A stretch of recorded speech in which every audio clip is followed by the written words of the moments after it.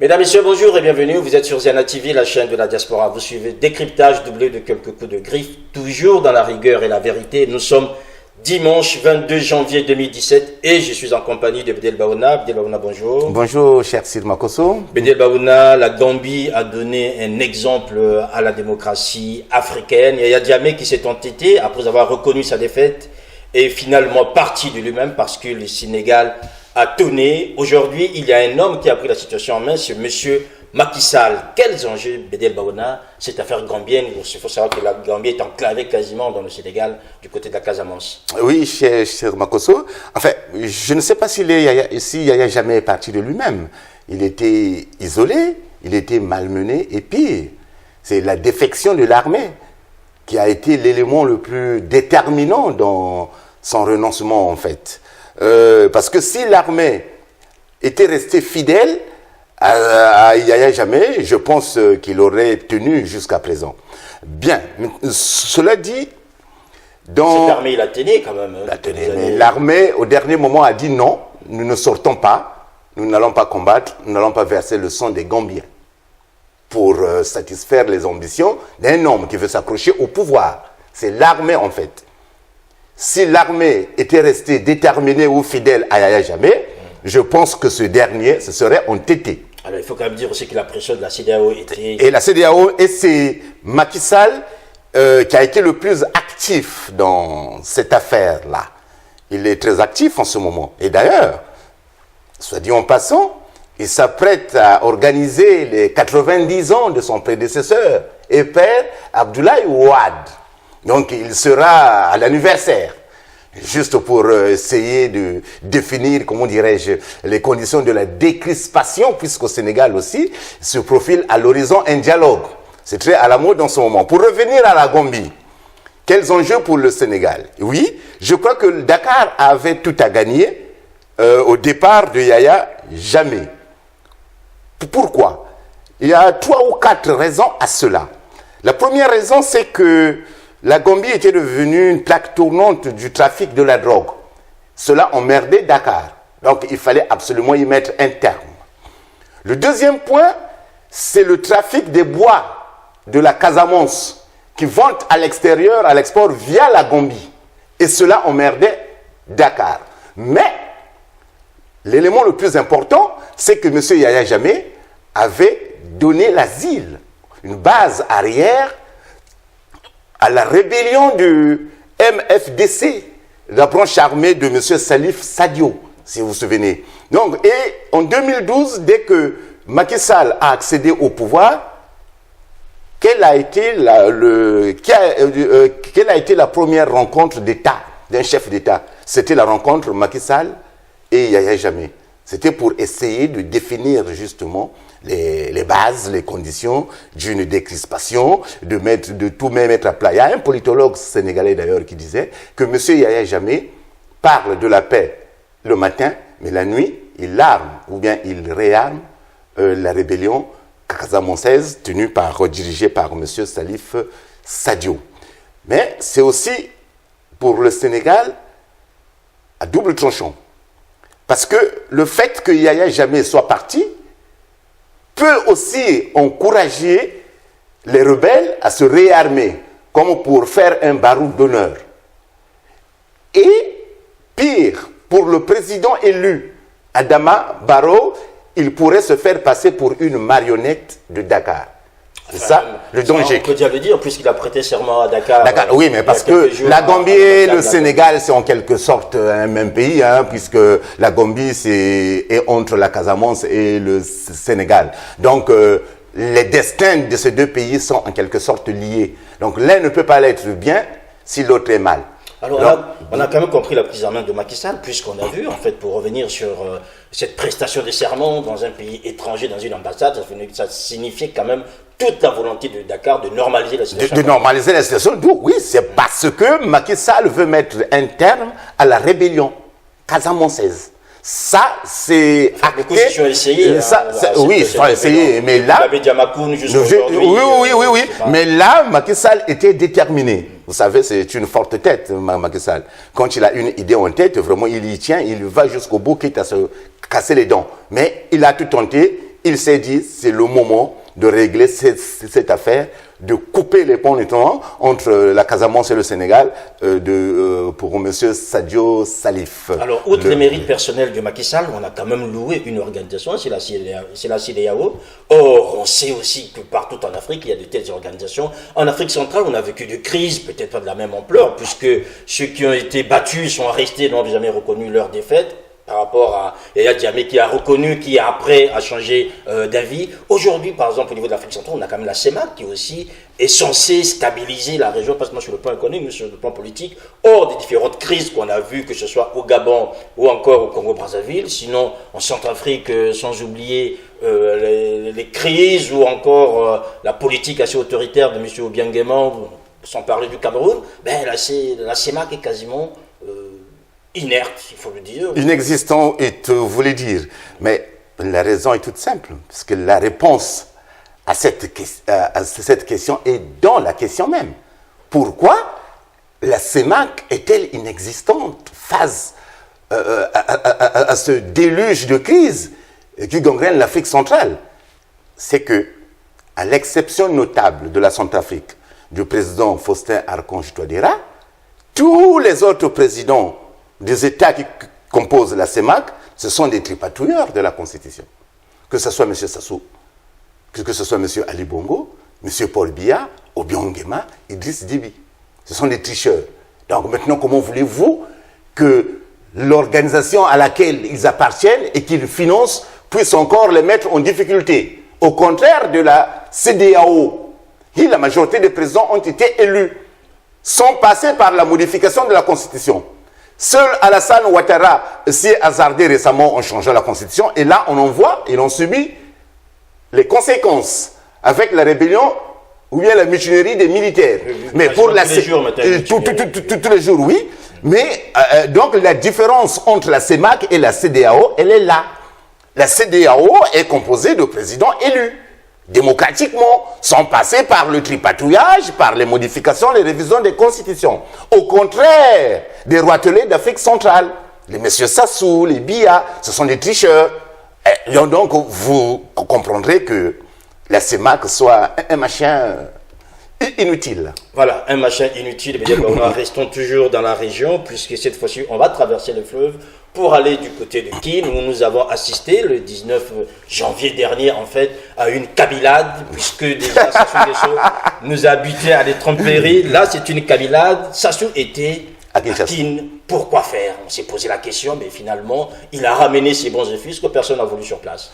Personne. Alors, ce que je n'arrive pas à comprendre, c'est que M. Sassou n'arrive pas à tirer les leçons du passé, un passé récent. Certes, sur le plan philosophique, on ne tire pas les leçons du passé et pour cause.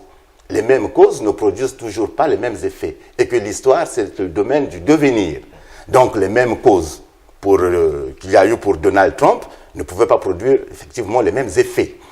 M. Sassou, qui a le sens du protocole, des huissiers, du claquement des portières, des gardes du corps, de l'armée, parce que pour rencontrer M. Sassou, ce n'est pas à l'improviste. Mais comment peut-il se permettre d'improviser une visite officielle à Kinshasa? Il n'était pas parti. Non, il n'était pas parti. Non, mais M. Sassou, il faut être honnête aussi. Nous devons rappeler que M. Sassou n'est pas parti à Kinshasa pour aller rencontrer M. Kabila. Initialement.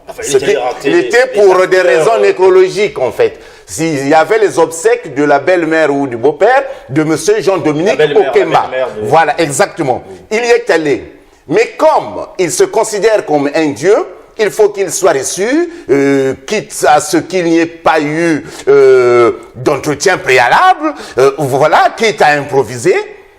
Donc, comme il veut toujours, quand il arrive quelque part, qu'il soit reçu, qu'il soit aimé, qu'il soit estimé, il a jugé bon d'aller ou bien de se rendre au palais. Et qu'a fait M. Kabila? C'est de lui faire signifier que non, nous n'avons pas rendez-vous et que de toute façon mon agenda est chargé, je m'en vais à l'est de la RDC.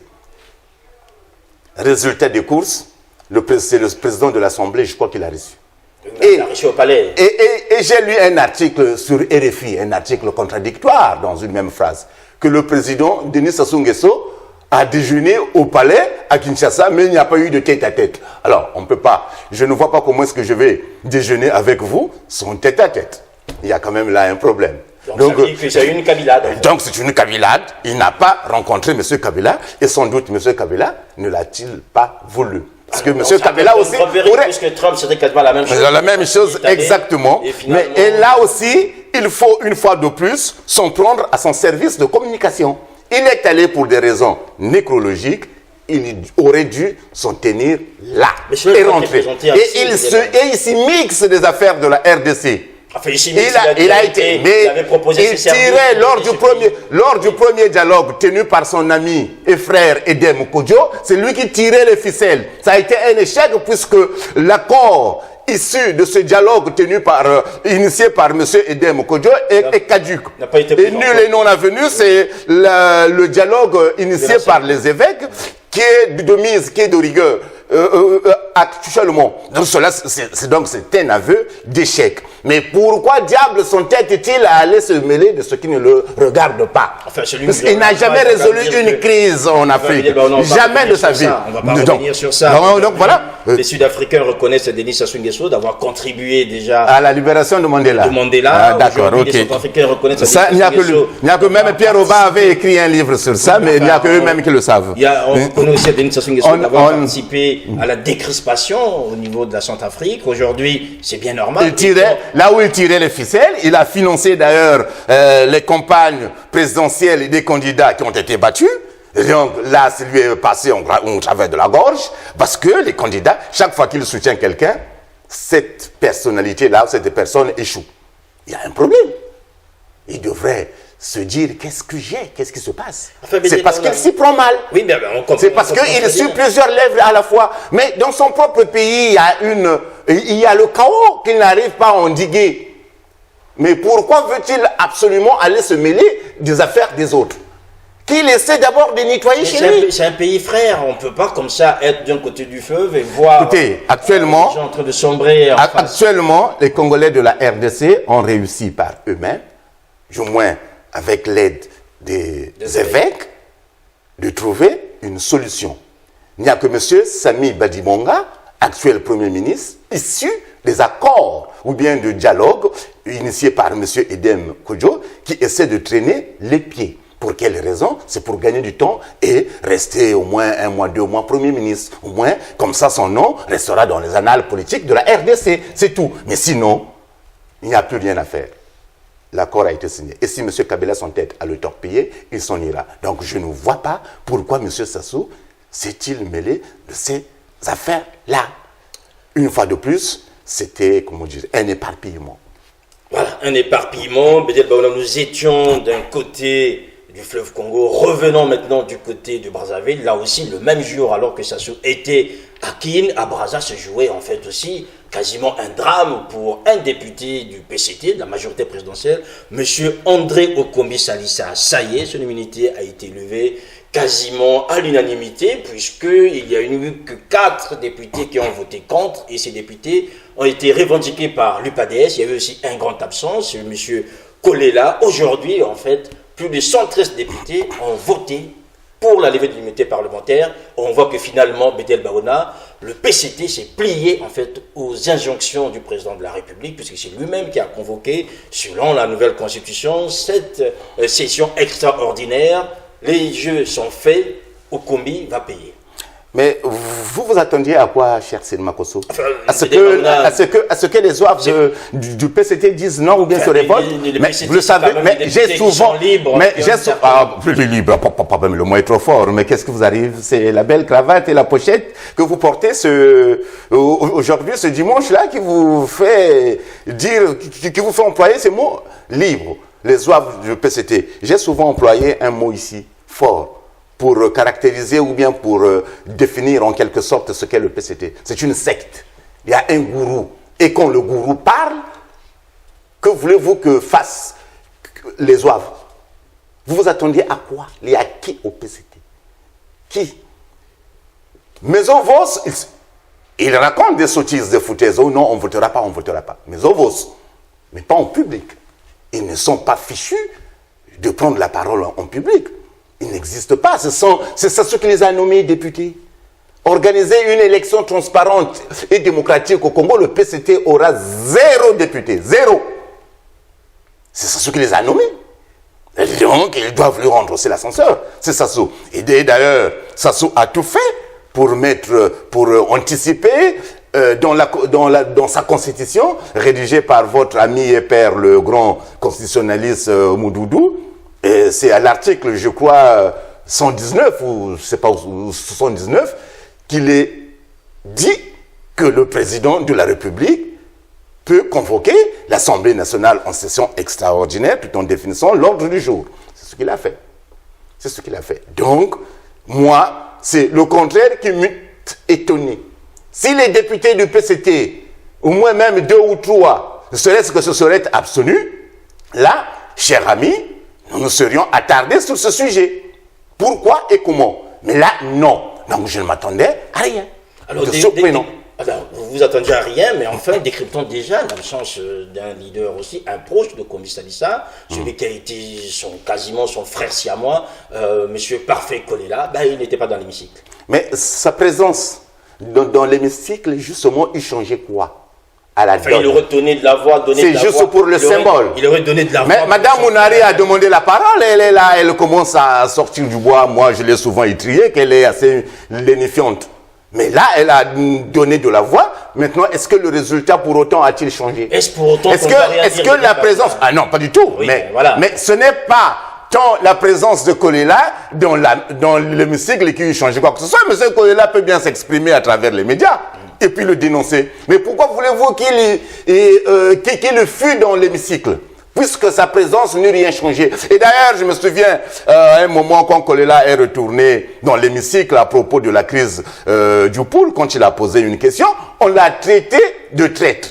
Voilà que maintenant qu'il cautionne l'Assemblée. C'est aussi une question de cohérence, de constance. Donc là, M. Kolela a peut-être jugé bon de ne pas y aller, tout en sachant pertinemment que sa présence dans l'hémicycle ne changerait rien au résultat. Donc je ne vois pas pourquoi on lui ferait un procès d'intention. Bien qu'il y a une rivalité supposée entre Kolela et Okombi ou les autres, mais ça, c'est une autre affaire. Bédel Baouna, quelqu'un à qui vous avez souvent fait un procès d'intention ici, c'est M. Tchati Madiala. Ce sont ses députés, en fait, aujourd'hui, puisqu'il a revendiqué, en tant que patron du PADES, ce sont ses députés, en fait, qui ont voté contre. Or, vous avez critiqué ici la déclaration de l'UPADES lors de l'arrestation de Kombi Salissa, que l'UPADES était quasiment assez lénifiante, tel que vous l'employez, en expliquant qu'il fallait un procès équitable alors qu'il fallait condamner les méthodes. Or là, l'UPADES sort quand même par la grande porte, Bédel Baouna. Vous avez bien dit, sort par la grande porte, parce que si l'UPADES s'était abstenu, ou bien n'était pas présente à l'UPADES, c'était carrément la fin de l'UPADES. C'était la fin. C'était la fin. Donc, je crois que pour une fois, l'UPADES a eu une stratégie, comment dirais-je, forte, puissante en s'exprimant. Mais, donc vous félicitez Tchati Madiala. Mais c'est une décision à ne pas sous-estimer, mésestimer, minorer. Tchati Madiala, pour une fois, a eu une bonne stratégie en y allant, en votant contre. Mais si Tchati Madiala, tout en sachant qu'il est contesté, tout en sachant qu'il cherche le leadership de l'opposition, n'allait pas se permettre quand même d'associer les voix de l'UPADES à celles du PCT. Donc, il était tout à fait normal que M. Tchati Madiala se dise de l'opposition. Donc, il était tout à fait normal que M. Tchati Madiala votât contre. Voilà, ils ont combien de députés l'UPADES? Ils en ont 7. 7. Oui, il y avait 2 absents. Il y avait un ou 2 absents, l'autre qui était dans la commission d'organisation, d'après les informations qui nous ont été fournies par M. Mawé, le coordinateur UPADES France, que finalement l'UPADES a participé activement pour dire ce nom. Et je pense qu'aujourd'hui, vous allez peut-être reviser votre position vis-à-vis de M. Tchati Madiala. Ah non, pas du tout. Ah non, pas du tout. Ah non, pas du tout. Mais ça, ce n'est que... Attends. Mais ça, ce n'est que l'un des moyens. Mais c'est la fin, la finalité qui compte. C'est quoi la vision de l'UPADES aujourd'hui? C'est quoi? Ah non, ça ce n'est que l'un des moyens, le vote en soi.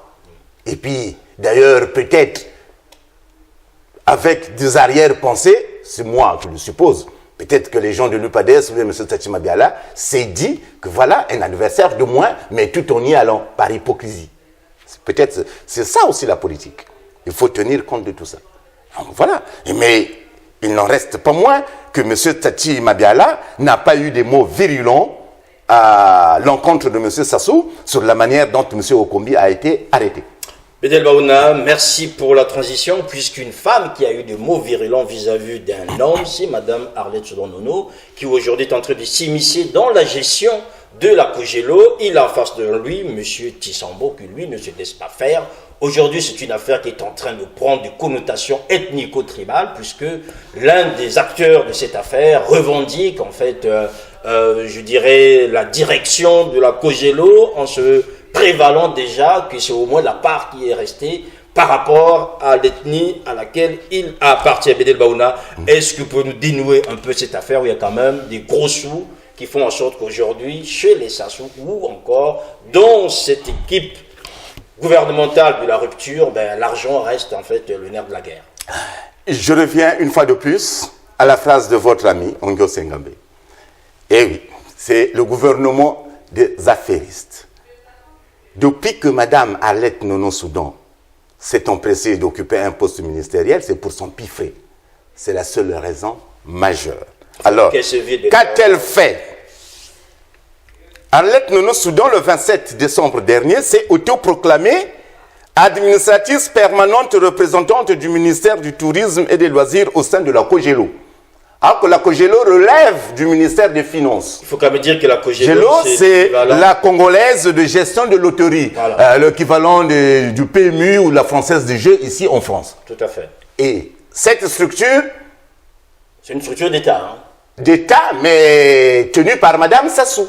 Et c'est Mme Sassou qui nomme aussi à la tête ses partisans ou bien ses hommes. Et elle nomme toujours les Vili. Il faut être Vili pour être à la Kojelo, pour diriger la Kojelo. C'est ce que réclame aussi d'ailleurs M. Nestor Tissambo Makosso, qui s'est plaint même auprès du ministre des Finances, M. Calix Ganogo. Donc, Mme Arlette Nono Soudan va déclencher une guerre entre peut-être Mboshi Vili, ou bien c'est Mme Sassou qui va directement, ou bien Mme Sassou va intervenir. Bon, moi, il faudra qu'on me dise un jour si c'est seulement les Vili qui sont susceptibles de diriger une telle structure. Enfin, bon, de toute façon, c'est la magouille. Cette structure, c'est de l'arnaque. Hein. Il bouffe des sous. Il y a même quelqu'un qui s'est autoproclamé sapeur au Congo. Actuellement, M. Ahmed Yala, je crois, il s'appelle, qui se fait passer pour un grand sapeur désormais. Et lui, il était là. Où est-ce qu'il a eu l'argent qu'il jette par la fenêtre, il envoie des billets en France. Où est-ce qu'il a eu? Parce qu'il était l'un des chefs aussi de la Kojelo. Il est aussi de la même ethnie que Mme Sassou. Bon, maintenant, est-ce qu'il faut, comment dirais-je, décortiquer cette guerre? Oui, il faut peut-être la décortiquer, mais je crois qu'il ne faut pas y passer le temps. Mme Arlette Nono Soudan est en train de délivrer des permis, des autorisations d'ouverture de salles de jeu comme pour ruiner les Congolais davantage. Alors que c'est le devoir... C'est le ministre des Finances... Mais attendez, vous ne me direz pas qu'avant Mme Arlette Nono Soudan, on délivrait quand même des autorisations. Et des opérateurs étrangers qui viennent, qui pillent le Congo, qui volent et se sauvent. Non, attendez. C'est très mal au Congo. Aujourd'hui, des étrangers sont mieux servis que les Congolais. Oui, je sais. Tous les tissus économiques congolais. Tous les leviers. On ne fera pas du nationalisme, du chauvinisme, mais c'est une situation qu'il faut dénoncer. Et Mme Nono Soudan s'engouffre, bon, en quelque sorte, je vous l'accorde. Ok, ça n'a pas commencé avec elle, dans la brèche, mais elle en fait trop. Elle montre trop sa voracité à Mme Soudan. Mais elle n'a jamais travaillé de sa vie. Donc elle ne pense qu'à l'argent, qu'à son piffré, cette dame-là. Elle ne pense qu'à ça. Et je crois que c'est l'occasion peut-être aussi de faire le procès de la manière dont fonctionne le Congo sur ces jeux-là, sur ces structures. Enfin, votre quelqu'un que vous admirez, je pense, M. Tissambo, lui-même... Ah, je ne l'admire pas. Et puis, je l'admire pas. Mais et puis, il a, en plus, c'est votre homonyme. Il s'appelle ce Nestor Tissambo Makosso, je s'appelle aussi comme vous. Bon, vous n'êtes pas dans la magouille, ah non, sinon je ne viendrai pas sur ce plateau. Non, mais lui, il est aussi dans la magouille. Et ça fait 7 ans, je crois, 6 ans qu'il est là, depuis 2011. Donc, c'est l'occasion aussi pour lui de s'exprimer. Comment fonctionne cette magouille-là, la Kojelo? C'est une magouille terrible, la Kojelo, une arnaque. Mais tenue par Mme Sassou, de main de fer. Voilà. Et il y a même, et on avance même des arguments sur la base de l'ethnie. Que c'est à nous, que c'est à nous, que c'est à nous. Non, franchement, il faut que ça cesse. Il faudrait que ça cesse, ou bien la démanteler, ou bien la détruire. Voilà. Et comment ça va se terminer finalement? Mais qu'ils s'entretuent entre peut-être de la dame, l'autre aussi, la nièce, aussi du chef. Qu'est-ce qu'on fait finalement? Ça va s'arranger en famille, quand monsieur et madame s'associeront dans la chambre, ils vont régler ça. Bon, c'est à vous, à moi. Donc nous volons, donc nous continuons. Il parle. Ok, mais ils vont régler ça entre eux. Ça s'arrangera en famille. Qu'ils s'entretuent, ce n'est pas mon problème. Ils peuvent s'égorger tous les deux. Madame Nono Soudon, ce Rastignac en jupon doublé de Kurtz, vous voyez, le fameux personnage de Joseph Conrad dans Au cœur des ténèbres, qui ne pense qu'à l'argent, qu'à l'ivoire, qu'à l'argent. C'est du tourisme aussi. Elle. Il ne reste plus à Madame Nono Soudon de brader tous les hôtels du Congo. Voilà, bon, qui va acheter un hôtel, pouf. Et à Monsieur Tshisambo d'aller même jusque dans le fin fond pour faire jouer aux gens le tiercé. Celui qui ne joue pas au tiercé ou au loto n'est pas congolais. Et il ne restera plus de ça. C'est une atteinte à la sûreté de l'État. Mais vous ne jouez pas la Cogelo, oui, ça serait peut-être aussi une atteinte, oui. Mais cette Cogelo-là, cette entreprise, je crois qu'elle mérite d'être dissoute le plus tôt possible. Ce sont des magouilles. C'est une machine à cash, mais ça contribue à la faillite des Congolais. À défaut de donner de l'emploi, du pouvoir d'achat aux Congolais, on leur vend du rêve. Et vous leur estorquez les sous. C'est ce que font aussi les églises de réveil. La Cogelo, c'est une église de réveil, justement. Pour vendre le miracle. Mais le pasteur, c'est monsieur Tshisambo, Nestor Makoso. Et puis, PTS, c'est Madame Arlette Nono Soudon. Et puis, la maman au longue des jeux, c'est Madame Sasso elle-même. Voilà, c'est une église de réveil. Donc, il faut les fermer. Non. Franchement, le Congo est arrivé à un point de magouille.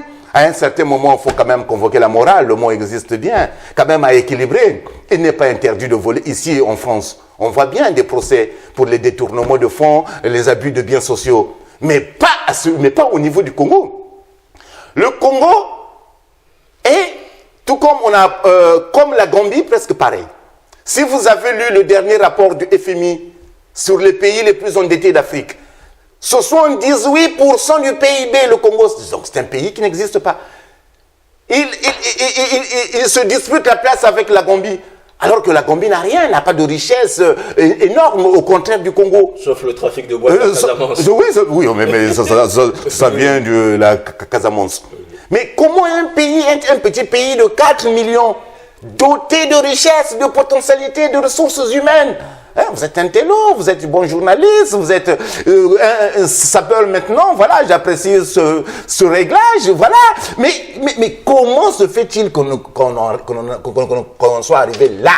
78%, c'est ça, ça contribue à ça. Au pillage, des vols, voilà. S'acheter vite fait un pavillon en France, ici, ou bien se donner une nom. On a étrié, même, excusez-moi la digression, M. Dominique Okemba à l'avenue Jean-Dominique Okemba. Mais il n'y a pas que l'avenue Jean-Dominique Okemba, il y a l'avenue aussi Jean-Jacques Bouya au Congo. Et il y a l'avenue aussi Soudan, Nono Soudan. Au Congo, à la base là-bas, dans le 7e arrondissement. Voilà, c'est comme ça, des arrivistes comme les Madame Nono Soudon, c'est comme ça.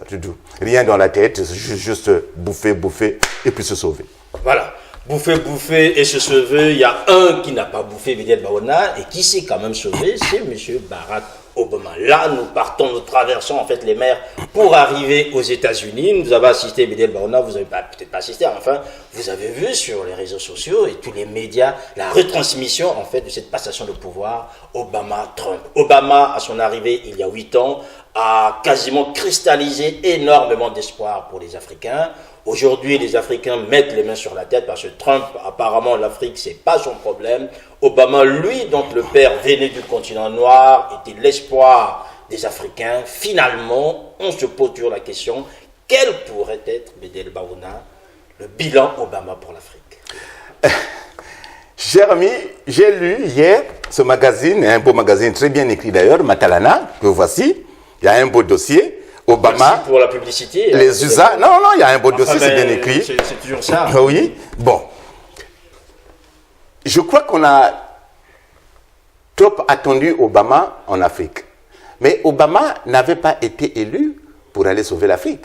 Il avait été élu pour d'abord redresser les États-Unis. Mais qu'est-ce qui fait que les Africains se sont tout de suite identifiés? Mais parce qu'ils ont considéré Obama comme l'un des leurs. Il est d'origine africaine. Mais le problème, c'est que Obama n'avait pas été élu pour aller sauver l'Afrique. Il avait été élu pour se redresser d'abord les États-Unis. Il est parti au la main, c'est le président, il aura été le président du plein emploi. L'emploi aux États-Unis, nickel. Il est parti au dernier moment, il a essayé de décrisper les relations Cuba-États-Unis comme pour se rattraper sur le plan international, puisque son bilan sur le plan international a été catastrophique. Pour ne pas dire mi-figue, mi-raison. Oui, il avait même eu le prix Nobel de la paix. Les inégalités noirs, blancs aussi. On peut reprocher à Obama de ne pas avoir pris à bras le corps le problème du racisme aux États-Unis. C'est peut-être une tâche, une fêlure sur son bilan, mais je n'ai pas compris les leçons, les critiques formulées contre Obama sur l'Afrique. Le destin, il a prononcé un discours à Accra, que l'Afrique n'a pas besoin d'hommes forts, mais d'institutions fortes. Donc, il appartenait aux Africains eux-mêmes de prendre leur destin en main. Le problème de l'Afrique, c'est ça, et c'est ce qui se passe. C'est ce qui se passe pour le Congo. J'ai lu, soit dit en passant, une interview de Mme Mounari. Quand Mme Mounari dit que non, le Congo et la RDC et le Gabon sont mieux traités dans la presse, alors que le Congo est isolé. Pourquoi? Alors que nous subissons presque les mêmes tortures morales, physiques, politiques, économiques dans ces trois pays. Mais pourquoi le Congo est-il isolé? Mais on n'a rien compris. C'est que il n'appartenait pas à Obama d'aller sauver l'Afrique. Il appartient aux Africains de sauver l'Afrique. C'est d'abord à l'homme politique africain de faire comprendre à l'Africain que non, si je te soulève, toi, Africain, ce dictateur qui nous pille, qui nous asphyxie, partira. C'est ce qui s'est passé au Burkina Faso. Mais pourquoi les Congolais ne se soulèvent-ils pas? Pourquoi les Congolais de la RDC, du Gabon, pourquoi? Parce qu'il faut structurer. Le mot révolution existe, il faut la structurer. C'est tout. Donc je ne vois pas pourquoi on ferait le procès à Obama de ne pas avoir sauvé l'Afrique, non? Donc finalement, on n'attendrait pas non plus grand-chose de Trump, puisque lui, l'Afrique, c'est même pas son pays, c'est même pas vous. Mais est-ce qu'il sait où c'est? Est-ce qu'il sait où c'est? Non, mais déjà, les mots restent le mot. Moi, j'étais au Bourget lors du discours de François Hollande, un discours fleuve, un discours mémorable, historique. Et quelques mois plus tard, qu'a-t-il fait? N'a-t-il pas cautionné la forfaiture au Congo? Donc les mots restent les mots, on peut les changer au gré des intérêts de la réelle politique. Et la réelle politique nous rattrape toujours les États. Donc, vous voyez, entre ce que l'on dit durant la campagne et ce que l'on trouve quand on arrive aux responsabilités, je crois qu'il y a un grand fossé. Donc on ne connaît pas parfois la réalité. C'est ça le problème. C'était une phrase forte, Obama, qu'il avait prononcée, que l'Afrique n'a pas besoin d'hommes forts, mais d'institutions fortes. Et moi, je dirais d'ailleurs que l'Afrique a besoin des deux. Un homme fort, ce n'est pas tant celui qui règne par la dictature, mais c'est celui qui pense à l'avenir. Tu vois? À l'instar d'un ancien président ghanéen, M. Jerry Rawlings. Il a dit non, nous allons être à la fois forts, tant sur le plan personnel, sur le plan de la ressource politique, que sur le plan de la ressource, comment dirais-je, des institutions. C'est ce qui s'est passé au Ghana. Donc la démocratie va de l'avant. C'est ça le problème. Voilà, une démocratie qui va de l'avant. On va terminer par une note un peu plus symbolique. Repartons plutôt en Afrique. Là, on va s'arrêter au Mali, en fait, à Bamako.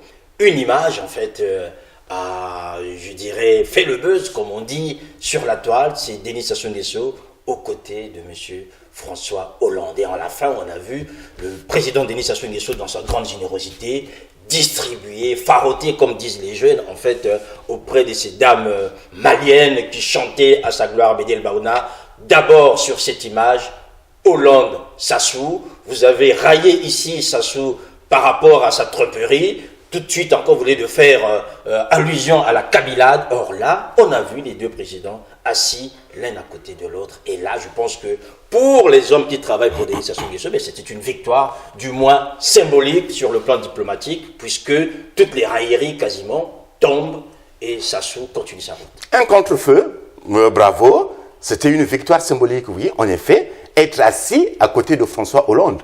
Et même l'autre, même le président qui reçoit Ibeka, n'était même pas au premier rang, il était, je crois, derrière M. Sassou et M. Hollande, je crois. Donc, c'est dire à quel point la manœuvre a vraiment fonctionné. Je crois que c'est le général Guy Mafimba qui, lundi, dans son intervention... Je sais pourquoi. Du général Bédel Baouna. Oui. Bien qu'il soit militaire de carrière, mais bon... Je sais pourquoi. Oui. Dans sa conférence, dans son point presse de lundi dernier à Paris, sur l'arrestation de M. Okombi Salissa, il a bien dit que c'est le protocole qui a négocié. C'est le protocole qui a négocié, voire qui a payé le protocole malien pour que M. Sassou soit assis côte à côté de François Hollande, ce qui obligeait François Hollande à lui parler. Donc, et c'est juste... s'est effacé. C'est effacé. Il y a eu certainement des négociations intenses entre protocoles. Et je dis bravo. L'image a bien fonctionné. L'image a fonctionné et a bien réussi. Et c'est ce qui s'appelle la communication. Même si vous êtes haï, même si vous êtes ostracisé, mais le fait déjà de se faire photographier avec la personne qui est supposée vous haïr, c'est déjà une victoire sur le plan symbolique. Moi, je dis bravo. Moi, je suis intellectuellement honnête. Quant à Sassou... Attendez, pour une fois que vous dites bravo à Sassou, il faut quand même qu'on le note, parce que des gens qui vous suivent vont se dire, voilà, un homme qui est en train de changer, qui reconnaît... Ah non, je ne change pas. Ah non. Au moins qui reconnaît... Ah non, mais là, l'action est là. La photo a fait le tour du monde, mais c'est ce qui a été recherché. Donc, quel était l'effet, pour ne pas dire perlocutoire, mais sinon, l'effet recherché, c'était de créer le buzz, de montrer qu'au final, M. Sassou n'est pas aussi isolé que ne l'imaginent certains bénédictins de la toile, de Facebook. Ça a été commenté 1000 fois. Moi-même, je l'ai partagé, je crois. Enfin, je l'ai commenté. Donc vous étiez avec Sassou à ce moment-là. Ce n'est pas... Je dis quoi? Moi, je ne fonctionne pas en fonction de la sassouisation des esprits. Mon vœu pour 2017, c'est la désassouisation totale du Congo. Vous voyez bien. Mais voilà, ok. Donc, non, monsieur Sassou, oui, sur cette photo a réussi un coup de maître et cela mérite qu'on le dise. Qu'il soit ennemi ou pas. Ah ben voilà, sur le plan de la communication, chapeau, bravo. Monsieur le Président de la République, vous avez des félicitations de Monsieur Bédel Baouna, il a payé. Il a payé. S'il vous plaît, laissez-moi d'abord faire cette déclaration de votre place auprès du Président de la République. Monsieur le Président de la République, voilà, vous suivez Décryptage, merci. Donc Bédel Baouna, ici présent, vous félicite pour cette image où vous étiez aux côtés de François Hollande. Voilà, donc désormais, sachez que c'est un homme qui dit ce qu'il pense et là, il a bien pensé pour le dire aujourd'hui, Bédel Baouna. Bon, maintenant, quant à la fameuse vidéo dans laquelle il distribue, il demande de l'argent à sa fille chérie, Madame Claudia, je crois. Il donne, c'était combien? 50 000 francs, 70 000 francs. On ne va pas en parler, c'est pas grave ça. C'est dans l'esprit des Africains de distribuer. Moi, je connais bien des Parisiens qui allaient au Congo, qui distribuaient, Parisien. Ils donnent du bonbon, ils donnent 10 euros. Parisien, ils donnent 10 euros. Donc, à plus forte raison, un chef de l'État milliardaire, voleur, dont les richesses du Congo de tout un pays lui appartiennent. Donc, il pouvait bien se permettre quelques légèretés. C'est une légèreté. Il a donné 70 000, 50 000 francs. Pourquoi en faire tout un pataquès? C'est rien. C'est rien ça, 50 000, 70 000. C'est paraît-il, on m'a donné comme argument que... Mais c'est dans l'esprit des Africains, non? Vous voyez? Moi, je parie qu'aujourd'hui, dans Paris, si vous promenez dans Paris, les gens vous diront Poutoulou et vous laisserez 10 francs, 10 euros, 5 euros. Parce que vous n'êtes pas habillé, mais vêtu. C'est ça, cher ami. Donc, je ne vois pas pourquoi l'on s'attarderait sur les futilités de cette vidéo. Il a donné, c'est pas distribué 70 000 francs CFA, 50 000. C'est rien ça. Voilà, on demande à M. Sassou de quitter le pouvoir. C'est tout. Enfin, il y a l'esprit qui revient. Voilà, on va peut-être terminer par ces propos. Bédel Baouna, merci. De rien, cher ami, une fois de plus, pour Toulouse. Merci à la maison Connivence qui nous accompagne désormais. Merci à Noko Kumunga Koso pour les images. Merci à vous aussi, toujours aussi nombreux, à suivre et surtout à nous rester fidèles sur Ziana TV et pour ce programme décryptage. Encore, portez-vous bien. Merci à Noko Kumunga Koso puisqu'il est en train de me faire des gros yeux en me disant mais à quel moment ça va se terminer. Voilà. Merci toujours à vous tous et à vous toutes aussi nombreux à partager ces vidéos, vous qui êtes du côté de Pointe-Noire, qui désormais attendez en fait ce programme pour le mettre à la disposition de tous, puisque tout le monde n'est pas connecté, mais vous avez notre autorisation pour le faire. Portez-vous bien, on se retrouve la semaine prochaine. Au revoir.